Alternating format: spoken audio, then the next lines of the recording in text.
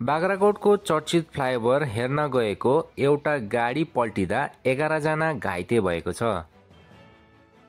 डुवर्समा स्थित बाग्राकोटको चर्चित फ्लाइओभर, जसलाई स्थानीयहरूले सेलरोटी गोलाइ पनि भनिन्छ, दिन प्रतिदिन यसको लोकप्रियता बढ्दै गइरहेको अनि सबैलाई हेर्न उत्साहित पनि बनाइरहेको छ।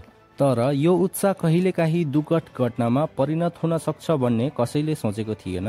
हिजो बेलुकी 13 जना यात्रुले भरेको एउटा गाडी बाग्राकोटको राष्ट्रिय राजमार्ग 717A मा अवस्थित चर्चित फ्लाइओभरमा पल्टिँदा 11 जना घाइते भएका छन्। प्राप्त जानकारी अनुसार 13 जना मालबजारका आइसिडिएस कर्मीहरू घर फर्कने क्रममा सिमेन्ट ब्लकमा गाडी ठोकिँदा गाडी पल्टिएको बताएको छ। सबै घाइते भएका यात्रुहरूलाई मालबजार अस्पतालमा उपचार गर्न लगिएको पनि बताएको छ।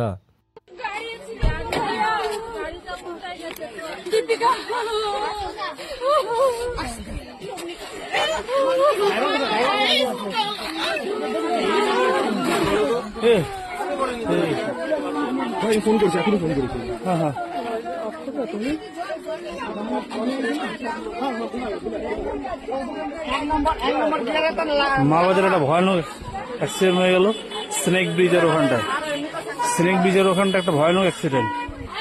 মালবাজার প্যাসেঞ্জার গাড়ি নম্বর এটা।